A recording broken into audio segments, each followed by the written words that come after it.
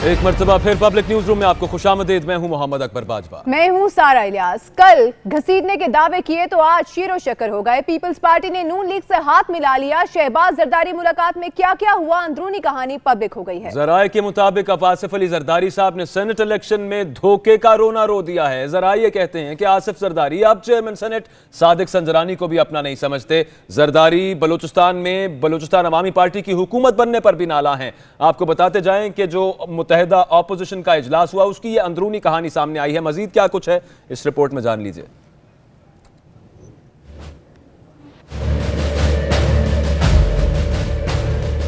कौमी असम्बली में नहीं चलती तो सेनेट में चलाते हैं, सेनेट में अपनी अददी बरतरी जताते हैं। अपोजिशन लीडर शहबाज शरीफ और साबिक सदर आसिफ जरदारी की मुलाकात, मुस्लिम लीग नून और पीपल्स पार्टी का गठजोड़, गले ही नहीं मिले, हुकूमत के खिलाफ एका भी कर लिया। जराए दावा कर रहे हैं कि मुस्लिम लीग नून और पीपल्स पार्टी का मेल जोल यूं ही नहीं हुकूमती रवैये का है शाखिसाना। पीपल्स पार्टी समझती है कि हुकूमत चाह रही है उन्हें दीवार से लगाना, इसलिए चलने न दें कोई बहाना, दिखा दें अपना दम। नवाज शरीफ ने भी दिया है यही सिग्नल। शहबाज शरीफ को पीपल्स पार्टी को राम करने का कहा था। नैब की कार्रवाइयां और हुकूमती रवैयों ने किया ये काम कि अपोजिशन ने ठान ली कि हुकूमत को देंगे सख्त पैगाम। अपोजिशन सेनेट में तब्दीली लाएगी। शहरी रहमान, रजा रबानी या राजा जफरुल हक में से किसी को चेयरमैन सेनेट बनाएगी। जराए बताते हैं कि साबिक सदर आसिफ जरदारी ने एतराफ किया है कि सेनेट इलेक्शन में उनके साथ धोखा हुआ। पीपल्स पार्टी खुद वोट देकर भरपूर हिमायत से सादिक संजरानी को चेयरमैन सेनेट के तौर पर लाई थी, लेकिन अब जराए बताते हैं साबिक सदर आसिफ जरदारी अब चेयरमैन सेनेट सादिक संजरानी को अपना नहीं समझते। बलोचिस्तान में बीएपी की हुकूमत बनने पर भी आसिफ जरदारी नाला हैं। साबिक सदर ने गिला किया है कि बलोचिस्तान में पीपी का मैंडेट बीएपी की गोद में डाला गया। जराए बताते हैं हुकूमत के खिलाफ महाज में नून लीग तो पहले ही थी, पीपल्स पार्टी ने भी अब संजीदगी का दामन थाम कर मैदान में उतरने का फैसला कर लिया है। नून लीग से हाथ ही नहीं मिलाया बल्कि बीएनपी मैंगल ग्रुप भी आसिफ जरदारी की कोशिशों से अपोजिशन इजलास में आया। Farooq Nawaz, public news, Islamabad. ये रिपोर्ट आपने मुलायजा की। अब तो पीएमएलएन और पाकिस्तान पीपल्स पार्टी यक कालब दो जान हो चुके हैं और तमाम तर मुशावरत के साथ ये सब मामला कर रहे हैं। लेकिन इससे पहले मामला क्या होता था वो भी आपको बताएंगे। नवाज डारी हमारे नुमाइंदे, फिलहाल अंदरूनी कहानी उनके पास है शायद। फारूक नवाज हमारे साथ मौजूद है। गालिबन फारूक, अगर आप हमें सुन सकते हैं तो बताइएगा, पहले ये लीडरान एक दूसरे के बारे में क्या कहते रहे और इस मीटिंग की अंदरूनी कहानी सामने आ गई है। अंदरूनी कहानी की जरा मजीद तफसील बताइएगा आप। जी बिल्कुल, इस हवाले से पहले तो एक दूसरे पर इल्जाम तराशियां होती रहीं और खास तौर पर शहबाज शरीफ सख्त गिर मौक़िफ़ रखते थे पीपल्स पार्टी के हवाले से।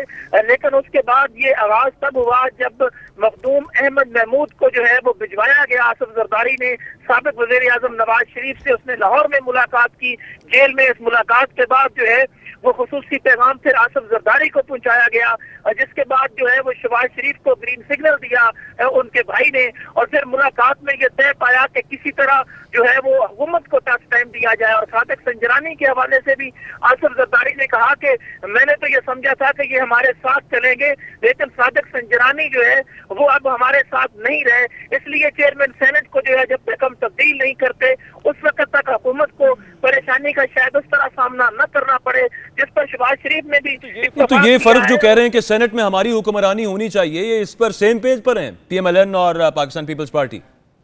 जी बिल्कुल, इस हवाले से न सिर्फ वो एक पेज पर आ गए हैं बल्कि इसमें थोड़ा और भी मैं इजाफा कर दूं कि मखदूम अहमद महमूद ने अभी थोड़ी देर पहले बिलावल भुट्टो जरदारी से भी मुलाकात की है और बिलावल ने जो है वो हिदायत की है कि वो मुस्लिम लीग नून के साथ अपने राब्ते जो है वो भी जारी रखें और सराकी सूबे के क़याम के हवाले से भी मुस्लिम लीग नून और पाकिस्तान पीपल्स पार्टी मिलकर मुश्तरका जो है मौक़िफ़ अपनाएगी। ये कहना था बिलावल भुट्टो का। और पीपल्स पार्टी के वो लोग जो आज तक मुस्लिम लीग कम से कम सेनेट के मामले पर सेम पेज पर आ चुके हैं ये दोनों। आप हमारे साथ रहिए फारूक नवाज भट्टी। हम वही बात पहले भी कर रहे थे कि आपसे कुछ अर्सा पहले की, ये कोई माजी करीब की बात है, बहुत दूर की बात भी नहीं है, एक दूसरे के बारे में क्या कहा करते थे, अब बिल्कुल एक जान हुए हुए हैं पाकिस्तान मुस्लिम लीग नवाज और पाकिस्तान पीपल्स पार्टी। शहबाज शरीफ साहब का पहले आपको सुनवा देते हैं, उसके बाद बाकियों की भी बात करते हैं। तुम्हें और तुम्हारे लुटेरे साथियों को इसी चौक के ऊपर उल्टा लटकाएंगे और तुमने कौन की भारी करेंगे। इस जरदारी को लाड़काना कराची, पेशावर और लाहौर की सड़कों पे ना घसीटा तो मेरा नाम शहबाज शरीफ है। जरदारी तुम्हें और तुम्हारे लुटेरे साथियों को इसी चौक के ऊपर उल्टा लटकाएंगे और तुमने कौन की भारी करेंगे। हमारे बाबा 40 दौरों से अपनी लूटी हुई दौलत वापस इनके पेटों से निकालकर आपके कदमों में निछावर करें। मेरा वादा है कि एक एक पाई इनकी लूटी हुई आपकी दौलत वापस लाऊंगा, आपके कदमों में निछावर करूंगा। जरदारी साहब पहले आप अपनी करप्शन का तो कौम को हिसाब दें। जरदारी साहब आपके ऊपर कोई एतबार नहीं, चाहे आप डब्बा पीर का चुप्पा पहन के आ जाए आपके। तो अली बाबा 40 चोर, सड़कों पर घसीटना, उल्टा लटकाना, इस किस्म के अल्फाज का इस्तेमाल किया जाता रहा है। शहबाज शरीफ की जानिब से आसिफ अली जरदारी भी पीछे नहीं रहे, उनका क्या कहना था उस पर भी जरा नजर डाल लीजिए। साहब जिनका नाम मौलवी नवाज शरीफ समझिए, ये मौलवी ज़ियाउल हक की सियासत चाहते हैं। इसी सोच ने मेरी बीबी की शहादत की। इस मुगल बादशाह को हम नहीं छोड़ेंगे। कौमी चोर, ये अवाम का चोर, ये धरती पे बहुत नासूर हो चुका है और हम ऐसे दरिंदे को बर्दाश्त नहीं। मुल्क को खतरा और किसी से नहीं है, ये जाति उमरा के मुजीबुर रहमान इनसे खतरा। आपने हमेशा हमारे बीच में सुराग उठा है, इस दफा हम आपके फैलावे में नहीं है। आपसे सुलह नहीं है, आपसे जंग ही रहेगी। आप तैयार हो जाएं एक लंबे मुकाबले। मरियम नवाज साहब भी कुछ फरमाया करती थीं, वो भी जरा मुलायजा कर लीजिए। जरदारी भाई भाई जरा मेरे साथ मिलके नारा लगाओ, इमरान जरदारी, इमरान जरदारी, इमरान जरदारी। तो एक तरफ नवाज शरीफ आपका लीडर खड़ा है, आपके लिए खड़ा है, आपके लिए लड़ रहा है, आपके वोट के लिए लड़ रहा है, आपके वोट की इज्जत के लिए लड़ रहा है, आपके वोट की हुर्मत के लिए लड़ रहा है। सारे मामले पर हम बात कर लेते हैं। आजमा बुखारी साहिबा हमारे साथ मौजूद है, पाकिस्तान मुस्लिम लीग नवाज की रहनुमाएं। बहुत शुक्रिया मैडम आपके वक्त का। अभी हम यही बात कर रहे थे, अभी कुछ और भी यहाँ पर पुरानी बातें हैं, शॉर्ट्स हैं जो हमने चलाने थे। मरियम नवाज साहिबा कह रही हैं इमरान जरदारी भाई भाई, शहबाज शरीफ साहब ने वहाँ पर सड़कों पर घसीटना था, जरदारी साहब कुछ वहाँ पर बोलते रहे। अब इत्तेहाद जो हुआ है इसके बारे में अभी भी यही कहा जा रहा है कि गैर फितरी है। क्या इसके बारे में राय है पार्टी के अंदर और क्यों हुआ ये इत्तेहाद अचानक? जी शुक्रिया। देखिए मेरी गुजारिश ये है कि ऑपोजिशन के अंदर इत्तेहाद जो है ये कोई बड़ी बात नहीं होती, पहले भी होते रहे हैं। एआरडी भी बनी थी अगर आपको याद हो, और एआरडी तो उस वक्त बनी थी जब बहुत तल्ख हालात पीपल्स पार्टी और नून लीग के बीच में रह चुके थे 90s की दिहाई में, और उसके बाद भी एआरडी बनी थी। और अब भी ये सोशल इश्यूज के हवाले से, डेमोक्रेसी के हवाले से इत्तेहाद है। इसका ये मतलब हरगिज नहीं है कि हम एक दूसरी जमातों में जम होने जा रहे हैं। उनकी एक अपनी जमात है, हमारी एक अपनी जमात है, लेकिन जो इश्यूज है खास तौर पर जो माशी तौर पर जो लोगों को प्रॉब्लम्स हैं, जो माशी हालत है पाकिस्तान की, जो डेमोक्रेसी को जो है रोज बरोज फ्रजाइल हो रही है, जो डेमोक्रेसी के ऊपर खदशात हैं, उनके लिए हम एक साथ हुए हैं। और इसमें कोई दूसरी राय नहीं। आप इसमें मुझे ये समझ में नहीं आ रहा कि हमारे एक साथ बैठने पे आपको बहुत एतराज है, लेकिन जब ये सब डाकू थे परवेज इलाही साहब और आज वो स्पीकर है हमारे, इनके साथ कल कातिल थी जो एमक्यूएम है, आज वो इनकी कैबिनेट में है, और फिर ये क्यों भूल जाते हैं आप कि ये सब कुछ होने के बाद अगर सिर्फ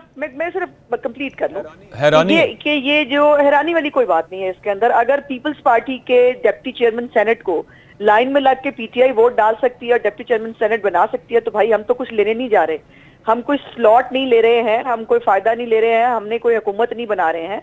हम एक ऑपोजिशन जॉइंटली एक मुनज़्ज़म ऑपोजिशन करना चाहते हैं इस हुकूमत की, और इस हुकूमत को एक्सपोज करना चाहते हैं। That's it. तो सेनेट इलेक्शन में जो बातचीत सामने आती थी मैडम के नून लीग का और पीपल्स पार्टी का जो इत्तेहाद है वो एक गैर फितरी है, हो नहीं सकता, तो इसके बारे में आप क्या कहेंगे? आप कह रही हैं ना कि एतराज नहीं बनता, लेकिन ये बातें होती रही हैं, इस वजह से एतराज सामने आ रहा है या हैरानगी इस वजह से हो रही है? होनी नहीं चाहिए। मैंने जैसे पहले कहा कि सियासत में कोई चीज हरफे आखिर नहीं होती। बात यह है कि आप हमारा एजेंडा तो देखिए ना, हमारा एजेंडा क्या है?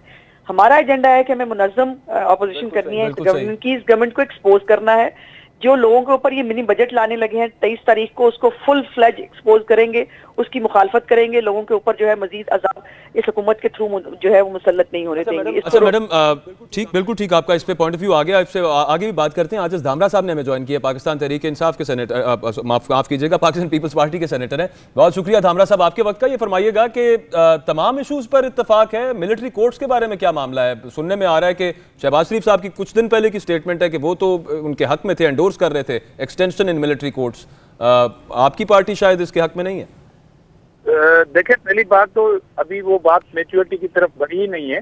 पहले तो इस हुकूमत को ये बिल टेबल करना है और उसके बाद जो है तमाम पॉलिटिकल पार्टीज जो पार्लियामेंट में बैठी हैं, हर पार्टी का अपना अपना नुक्ता नजर हो सकता है इस इशू पे, और बहुत सारे ऐसे इशू हैं जो पार्टी टू पार्टी अपने इश्यूज होते हैं, फिर वो कंबाइन पार्टी टू पार्टी, बिल्कुल ठीक, अपना मौकूफ भी दे सकती है। बिल्कुल ठीक, बिल्कुल ठीक। अभी तो इनको जब टेबल होगा बिल, तब देखा जाएगा कि हुकूमत को अपोजिशन के ताउन की जरूरत है या नहीं है, क्योंकि ये हुकूमत तो बेलगाम घोड़े पे सवार कर रही है। इन्हें अपोजिशन की ना तो अहमियत का पता है और ना वो अपोजिशन का ताउन लेने के बिल्कुल ठीक हो गया। अच्छा धामरा साहब, ये सेनेट के हवाले से, सेनेट इलेक्शंस के हवाले से सादिक संजरानी साहब पर एतमाद नहीं है आप आसिफ अली जरदारी साहब को, बीएपी से भी वो खास खुश नहीं है, तो उस वक्त क्यों इलेक्ट करवाया था सादिक संजरानी साहब को? देखिए, पहली बात तो ये है कि अभी तो बयानात आ रहे हैं और हुकूमत की परेशानी जो है वो सामने आ रही है। तो अभी तो अपोजिशन का इत्तेहाद हुआ है, ये जा रहे हैं सिंध में एक आईनी हुकूमत को गिराने, एक पार्टी के एमपीएस को तोड़ने के लिए, मगर अपोजिशन के पास जो है वो नेशनल असेंबली में इनके मेंबरान को तोड़ने की जरूरत नहीं है। कोई भी मैं तो सेनेट इलेक्शन का सेनेट का पूछ रहा हूँ आपसे। सेनेट भी उसका हिस्सा है ना, जाहिर जब एक अपोजिशन की जमात की तो ये तमाम चीजें उसकी स्ट्रेटजी का हिस्सा बन जाती हैं। सेनेट का चेयरमैन हो या मौजूदा खुद हुकूमत, सेनेट का चेयरमैन मामूली चीज है। मैं तो आपको इशारा उस तरफ कर रहा हूँ कि ये एक सूबे में आईनी हुकूमत को खत्म करने की जो दावाएं कर रहे हैं, कि ये अपनी बैसाखियों को संभाले और चले। वो तो शायद खत्म नहीं कर सकते। इजलास में इनकी एक इत्तेहादी जमात भी शरीक हुई है। नहीं, मेरा सवाल अभी भी वहीं पे है धामरा साहब, मेरा सवाल अभी भी वहीं पे है। आसिफ अली जरदारी साहब अब नाला हैं सादिक संजरानी साहब से, वो ये कहते हैं कि सेनेट में हुक्मरानी हमारी होनी चाहिए, सेनेट का कुछ तब्दील करते हैं अब नक्शा, कुछ इस तरह की प्लानिंग सामने आ रही है। या तो आप इनकार कर दीजिए कि इस तरह की कोई बातचीत नहीं हुई मीटिंग के अंदर, या फिर ये बता दीजिए कि पहले फिर सपोर्ट क्यों किया था सादिक संजरानी साहब को, बनवाया क्यों था चेयरमैन सेनेट? देखिए, पहली बात तो ये है कि बलूचिस्तान से ताल्लुक रखने वाले वो लोग जो इंडिपेंडेंट थे, और हमने पूरी कोशिश की कि इंडिपेंडेंट वो रहे, मगर वो अब इंडिपेंडेंट नहीं है, वो पीटीआई का हिस्सा है। और जाहिर है जब इस तरह की सूरत हाल होती है तो बयानात सामने आते हैं। अभी तो पार्टी शुरू हुई है, अभी कोई ऐसा स्टेप अपोजिशन ने उठाया नहीं है। एक बयान जरदारी साहब का जरूर आया है और मेरे ख्याल में ये टॉप पार्टी लीडरशिप के दरमियान अब तक मामला है, और हम उस मीटिंग का हिस्सा नहीं है जिसमें ये पॉलिसी बनती है। मगर अभी पार्टी शुरू हुई है, अभी एक बयान सामने आया है, और क्योंकि उनकी पार्टी चेयरमैन सेनेट की पार्टी अब पार्ट ऑफ द पीटीआई है, इसलिए अपोजिशन जो जब अपनी हिकमत अमली बनाएगी तो उसमें सेनेट चेयरमैन भी होंगे।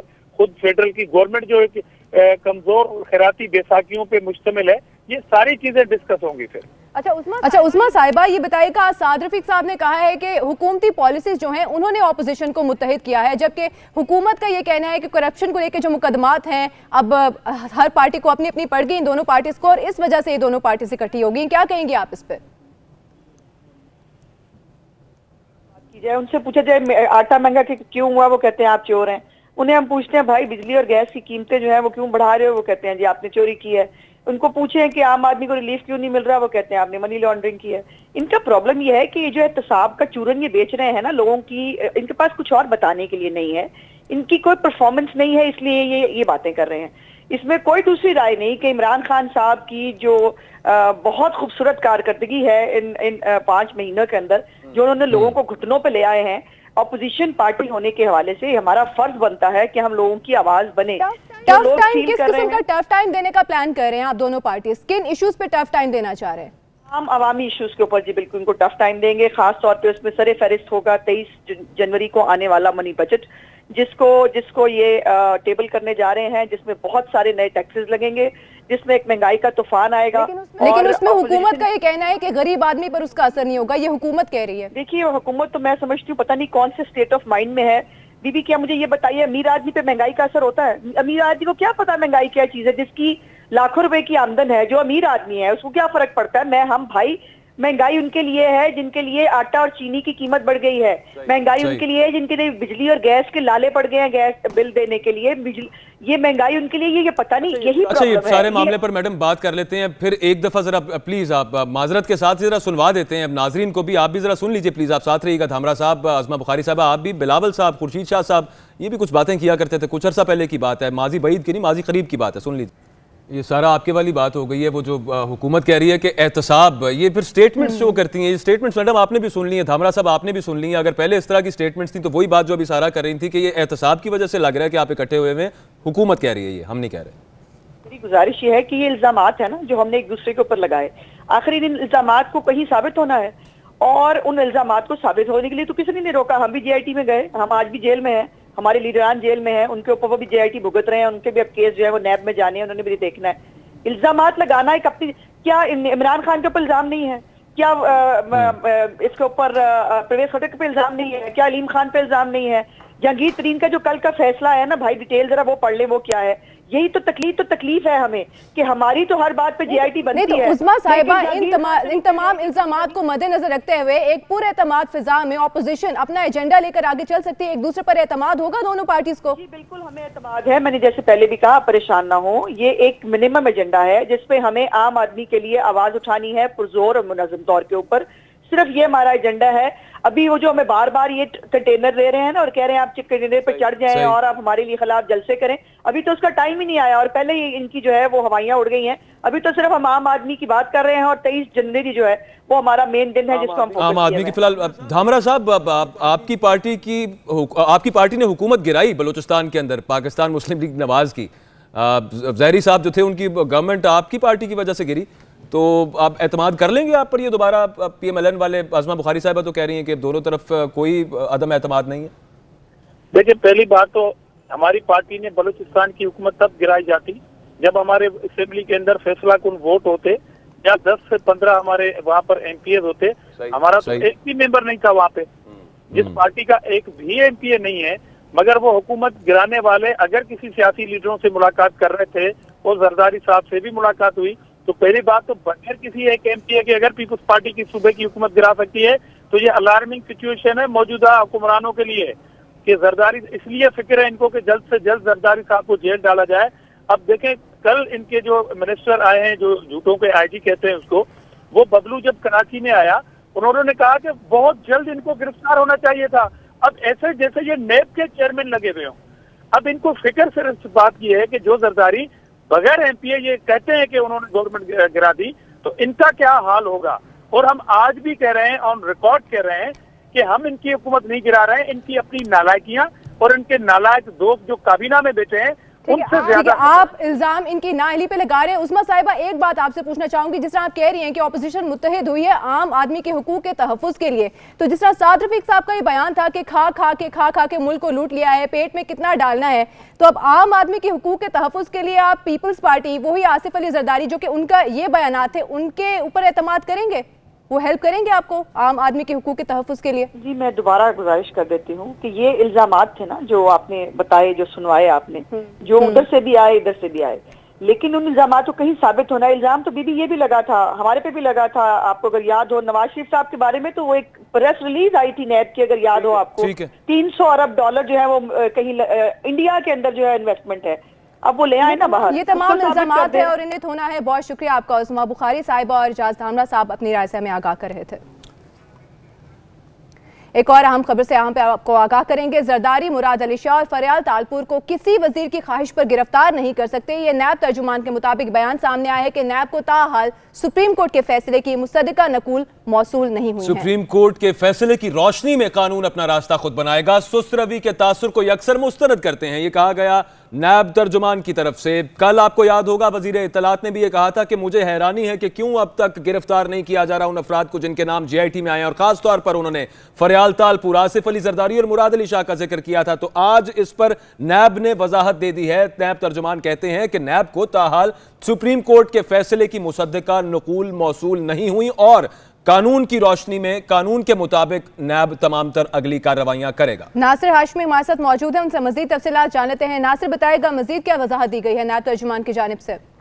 जी बिल्कुल, बड़ी तफसीली नैब की जानिब से एक वजाहत बयान जारी हुआ और उनका ये कहना है कि किसी वफाकी वजीर की ख्वाहिश पर आसिफ अली जरदारी, साबिक सदर मुराद अली शाह, वज़ीर आला सिंध या मोहतरमा फरियाल तालपुर को गिरफ्तार नहीं किया जा सकता। नैब जो है बाकायदा आइन कानून को देखेगा और अभी भी मौजूद सुप्रीम कोर्ट ऑफ पाकिस्तान ने इस हवाले से फैसले की मुसद्दका नकूल नहीं अभी हमें मौसूल हुई और हम उसको देखते हुए कानूनी रास्ता अपनाएंगे। उसके साथ साथ नैब ने ये भी कहा कि हम ये भी देख रहे हैं कि कैमरा से हम जो है तलब कर रहे हैं कि जो बयानात दिए गए हैं टीवी पे और जो इंटरव्यूज दिए गए हैं एक मौजूद साबिक वफाकी वजीर की जानिब से, और उसमें ये कहा गया है कि नैब माफी मांगे और नैब जो है केस को बंद करे, तो हम इसमें तमाम इसको भी हर एंगल से देखेंगे, इस पर गौर करेंगे कि कहीं मैच की तफ्तीश में कोई जो है दबाव तो नहीं डाला जा रहा। सही, तो सुस्त रवि का जो तासुर था उसको यकसर मुस्तरद किया है। नायब तर्जुमान ने एलामिया भी इस बारे जारी किया। बहुत शुक्रिया नासिर हाशमी, इस बारे आप हमें अपडेट कर रहे थे। पब्लिक न्यूज रूम में एक ब्रेक लेते हैं, वापस आते हैं कुछ और खबरों के साथ।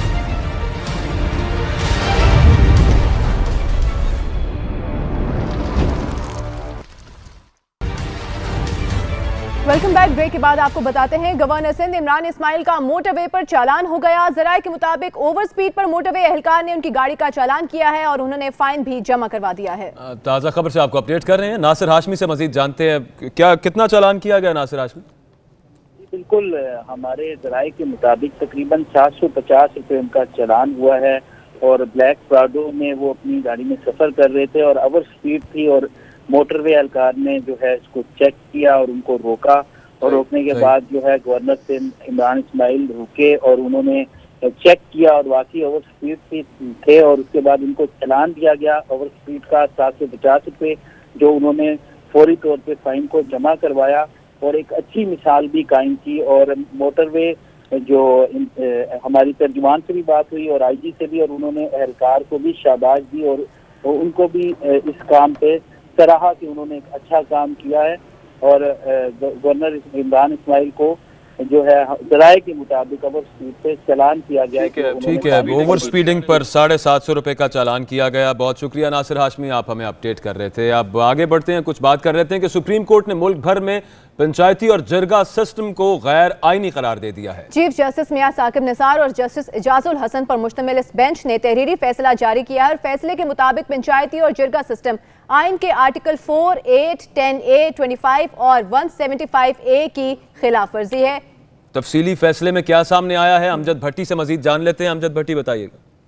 बिल्कुल, सुप्रीम कोर्ट ने जो मुल्क भर में पंचायती और जरगा सिस्टम था, इससे मुतालिक केस की समाअत मुकम्मल होने पर फैसला महफूज किया था। ये अब chief justice Pakistan justice Saqib Nisar और जस्टिस इजाजुल हसन पर मुश्तमिल बेंच ने तहरीरी फैसला जारी कर दिया है। सुप्रीम कोर्ट ने अपने तहरीरी फैसले में मुल्क भर में पंचायती और जरगा सिस्टम को गैर आईनी करार दिया है, जबकि खैबर पख्तूनख्वा में जो राइट फाटा रेगुलेशन है उनको 25वीं आईनी तरमीम की रोशनी में गैर आईनी करार दे दिया है।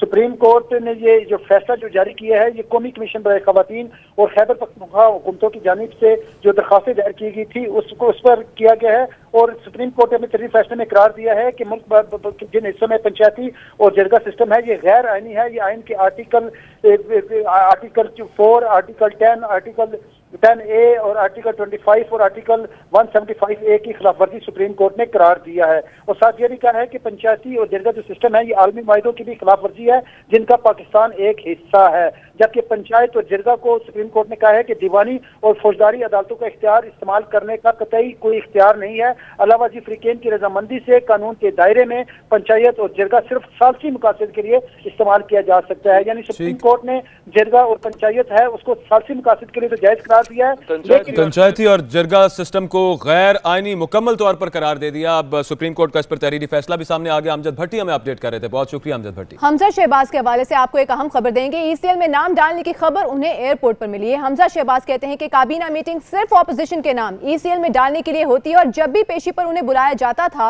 वो पेश हुए। हमजा साहब का ये कहना था कि एहतसाब होना चाहिए और सबका होना चाहिए। क्या कह रहे थे, जरा सुन लीजिए। कोर्ट में यही कहा है कि आपकी हर पेशी में पेश होता रहा हूँ और ECL में मेरा नाम डालने की खबर मुझे एयरपोर्ट पर मिली। यानी इस हुकूमत के पास, न्याजी साहब के पास अपना 50 लोगों को गिरफ्तार करना, मैं छोड़ूंगा नहीं, मैं अंदर कर दूंगा, ECL में डाल दो। यानी ये काबीना की मीटिंग जो है घंटों लोगों को ECL में डालने के ऊपर होती है। मैं तो इस वक्त आपको बराह रास्त लिए चलेंगे। विफाकी वज़ीर इत्तलात फवाद चौधरी मीडिया से गुफ्तगू करें। कब दिखाने जा रहे हैं इनको, क्योंकि आन तो कहता था एक गेंद से दोनों को उड़ा दूंगा, तो वो तो अब आप बताइए, क्योंकि आप कप्तान है, अली मादिल भाई कैप्टन भी खड़े हुए हैं, कैप्टन के खिलाड़ी हैं, तो कब बल्ला दिखाने जा रहे हैं इनको सिंध गवर्नमेंट को? कैसे दिखाएंगे 18वीं तरमीम से या गवर्नर राज लगा के? दोनों चीज़ बता देगा सिंध की आवाम को, क्योंकि आप भी सिंध के सपूत हैं। गवर्नर राज का तो सवाल ही पैदा नहीं होता। उसकी वजह यह है कि ये एक जमहूरी दौर है, जमहूरी हुकूमतों में गवर्नर रूल नहीं हुआ करते और एक सियासी और आइनी तब्दीलियाँ हुआ करती हैं। तो जिस तरह पाकिस्तान के बाकी लोगों का यह हक़ है कि वो आइन के हकूक़ इस्तेमाल करें और आइन उन्हें जो हकूक़ देता है उसके मुताबिक वो तब्दीलियाँ लेके आएँ, इसी तरह सिंध के अवाम का हक़ भी यही है कि वो आइनी तरीके से अपनी जो सियासी मामलात हैं उनको चलाएँ और उनमें तब्दीलियाँ लेके आएँ। और इंशाअल्लाह आप देखिएगा कि यहाँ पर सिंध में भी तब्दीली जो है वो आइनी तब्दीली होगी। किस तरह लाएंगे? 18वीं तरमीम या अब हर बात आपको इस वक्त नहीं बता सकते। हमने आपको बताया वो सिंध असेंबली का हम बता रहे हैं। सड़कें देखी आपने, सीवरेज, बड़े मसाइल हैं। 23 तारीख को जो बजट आ रहा है उसमें कराची के लिए कोई स्पेशल पैकेज है? हमने कराची को आज कल मेरी मुलाकात हुई थी मुत्तहिदा के रहनुमाओं से, उसके बाद वो रिपोर्ट जो थी वो मैंने प्राइम मिनिस्टर साहब को दी। फिर आज प्राइम मिनिस्टर साहब की मुलाकात हुई है मुत्तहिदा कौमी मूवमेंट के लीडरशिप से, और एक पीपल्स पार्टी PTI और MQM का जो एक अलाइंस का एजेंडा था उसके मुताबिक हमने फ़ैसला किया है कि कराची के लिए यकीनी तौर के ऊपर हम अमली इक़दाम करेंगे। उसमें कराची की जो एक हमारी कंपनी है वफाक की, उसको एक्टिवेट किया जाएगा और इंशाल्लाह जो मसाइल हैं उनके हल के लिए एक मुतहरिक और एक मनसूबा लेके आएंगे। खान आ रहे हैं सिंध के दौरे पर, महर बिरादरी से मिलेंगे, अभी तक जो दौरा है थर भी जाएंगे, तो थर की सूरत हाल कैसे देख रहे हैं? वहाँ क्या पैकेज देने जा रहे हैं? क्योंकि सिंध हुकूमत कहती है हमने थर को पेरिस बना दिया, तो क्या कहेंगे आप इस बारे में? अभी सिंध का दौरा प्राइम मिनिस्टर साहब का फाइनल नहीं हुआ है, आप जाएंगे तो उनसे बात होगी और उसके बाद फैसला होगा कि क्या वो अभी दौरा करेंगे या कुछ अरसे बाद करेंगे। चाहे थर हो या कराची हो, ये पाकिस्तान के हिस्से हैं और हमने इंश्योर करना है कि यहाँ पर इंशाल्लाह जो फ़ंड्स हैं वो अवाम की बहबूद के लिए इस्तेमाल हों। और इंशाल्लाह आप देखेंगे कि वो वक्त अब ख़त्म हो गया है जब फ़ंड जो हैं वो छू मंतर से दुबई और लंदन में चले जाते थे। अब इंशाल्लाह सिंध के फ़ंड सिंध के लोगों पे खर्च होंगे। थैंक यू जी। अब वफाकी वज़ीर इत्तलात कराची में गुफ्तगू कर रहे थे, उनका यह कहना था कि हाँ ये मशवरा है कि मुराद अली शाह खुद अपने ओहदे से मुस्ताफ़ी हो जाएं, जबकि गवर्नर राज के सवाल पर उन्होंने ये कहा कि गवर्नर राज का सिंध में सवाल ही पैदा नहीं होता। एक ब्रेक लेते हैं, ब्रेक के बाद मजीद इश्यूज पे बात करेंगे।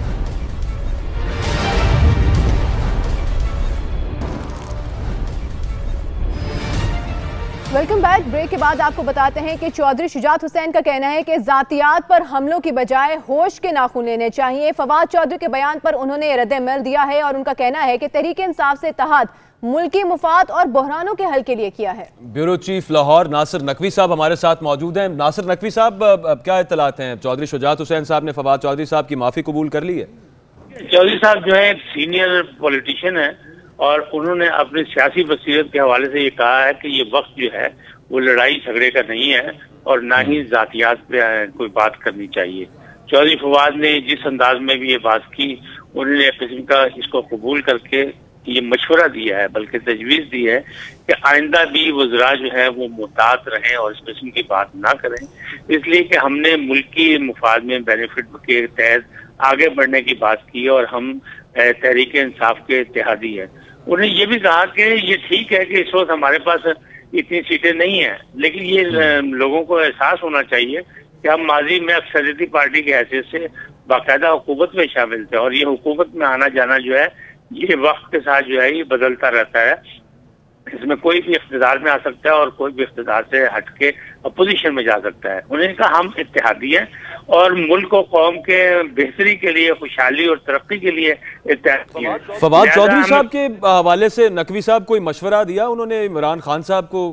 चौधरी शुजात ने नहीं, इमरान खान को डायरेक्ट नहीं दिया, लेकिन उन्हें इज्तिमाई तौर पर मशवरा दिया है कि तमाम वज़रा जो हैं, खाली फवाद चौधरी का हवाला देते हुए कहा कि तमाम वज़रा जो है एहतियात करें, इसलिए कि जातियात पे बात नहीं होनी चाहिए, इससे इंतशार पैदा होता है और मुल्क और कौम को इत्तेहाद की जरूरत है, तो मिल के आगे चलना है। हम इत्तेहादी हैं, मिल के साथ चलेंगे, मिल के साथ चल रहे हैं, लिहाजा आइंदा भी जो है वो मोहतात रहना चाहिए। और उन्हें यही कहा कि सियासत में जो है कोई चीज आखिरी नहीं होती, आगे बढ़ने का मशवरा दिया। उन्होंने कहा कि हमने वसीतर मुल्की मफाद में ये इत्तेहाद कर रखा है। माफी कबूल कर ली उन्होंने फवाद चौधरी साहब की, बहुत शुक्रिया नासिर नकवी साहब। एक और इत्तेहादी की बात कर लेते हैं। अख्तर मैंगल साहब ये कहते हैं कि हम अगर मगर की पॉलिसी पर यकीन नहीं रखते, हम ठोस पॉलिसी पर यकीन रखते हैं। उनका मजीद कहना है कि पार्टी की मुशावरत से फैसला करेंगे, हुकूमत गिराने का प्रोग्राम बिल्कुल नहीं है, लेकिन ये जरूर कहा है उन्होंने कि हुकूमत की जानिब से संजीदगी का मुजाहरा नहीं किया गया।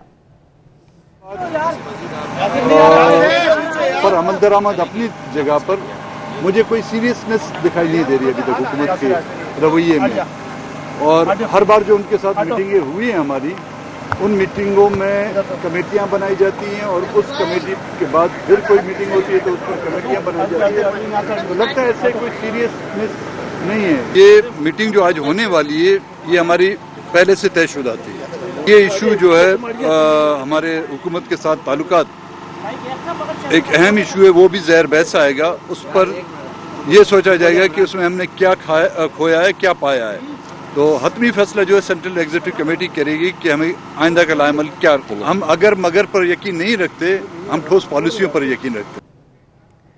तो ये कुछ शिकवे थे जो कि किए हैं सरदार अख्तर मेंगल ने। साथ ही साथ जो 6 नुकाती एजेंडा रखा था उन्होंने इमरान खान साहब के सामने, उनका ये भी कहना था कि उस पर अभी तक सही तरीके से अमल नहीं हुआ है। कुछ मजीद खबर बताते हैं। कराची सर्कुलर रेलवे के तजावुज़ात खत्म करने में एंटी इंक्रोचमेंट सेल ने एक अहम किरदार अदा किया है। जिला बस्ती के अंदर 7.5 किलोमीटर रेलवे ट्रैक को क्लियर कर दिया गया है। रिपोर्ट करें तनवीर मुनीर।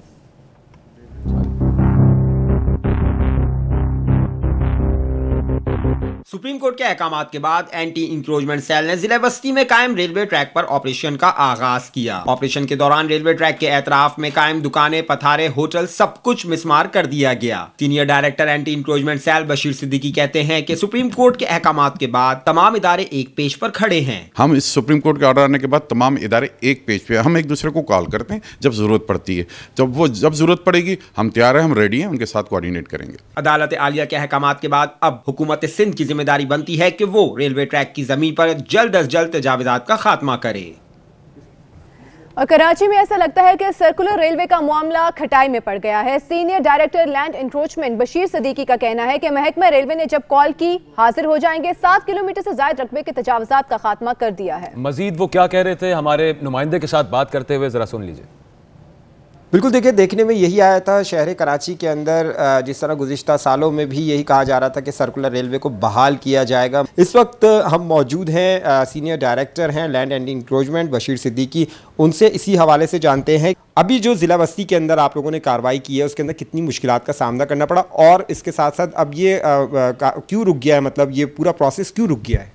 देखिए, ये आपने ज़िला बस्ती की बात की। Land and encroachment department Karachi metropolitan corporation ने तकरीबन 7.5 किलोमीटर का रकबा है, जिसमें वो उनकी रेलवे की अराजी में जो पटरियाँ थी उन पे जो क्या नाम कहते हैं, बिल्कुल पटरियाँ 2 से 3 फीट जो है वो दबी हुई थी। वो हमने वहाँ से वागुजार करा के पटरियाँ 7.5 किलोमीटर का तकरीबन रकबा था वो क्लियर करवाया है, क्योंकि सिर्फ पटरियाँ ही हमने निकाली हैं बाहर अभी। और ऐसा कोई इतनी बड़ी इंक्रोचमेंट जैसे कोई घर बने हुए हैं, जैसे कोई दुकानें, शॉप्स बनी हुई हैं, वो छोटी मोटी थी वो की, इसलिए वहाँ पर इतनी ज़्यादा हमारे को जो है कोई मज़ामत का सामना नहीं करना पड़ा। इतना ज़्यादा मज़ामत का सामना जो है वो नहीं करना पड़ा है, और इंक्रोचमेंट की टीम जो है वो बिल्कुल तैयार है, सिर्फ और सिर्फ वेट कर रही है कि सर्कुलर रेलवे वाले कब इनको कॉल करते हैं, और उसके बाद जो है इनकी टीम भी जो है उसकी मौके पर उसी जगह पे पहुँचे जहाँ से जो है वो इंक्रोचमेंट का आगाज़ करना होता है। जी, सीनियर डायरेक्टर की गुफ्तगू आप सुन रहे थे। हम आगे बढ़ते हैं, कुछ बात करते हैं कि कराची के इलाके सुरजानी में पुलिस ने कार्रवाई की है। 80 किलोग्राम चर्स बरामद कर ली है मुल्जिमान से। पुलिस ने 3 मुल्जिमान को हिरासत में ले लिया है और ये मुल्जिमान पेशावर से मंशियात मंगवाकर कराची में फरोख्त करते थे। अब ये कार्रवाई की गई है पुलिस की जानिब से सरजानी टाउन में, जहां पर 80 किलो चर्स पकड़ ली गई है। 3 मुल्जिमान हिरासत में हैं।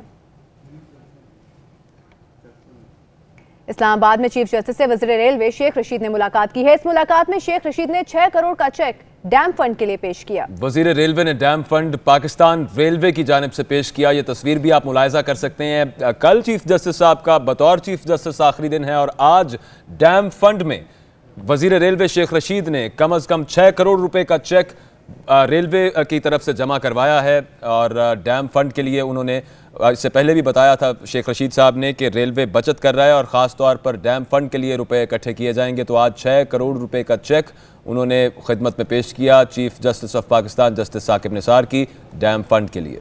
इस्लामाबाद में चीफ जस्टिस से मुलाकात हुई है वज़ीर रेलवे शेख रशीद की, और इस मुलाकात के दौरान शेख रशीद ने 6 करोड़ का चेक पेश किया है और डैम फंड के लिए चेक पेश किया गया है शेख रशीद की जानिब से।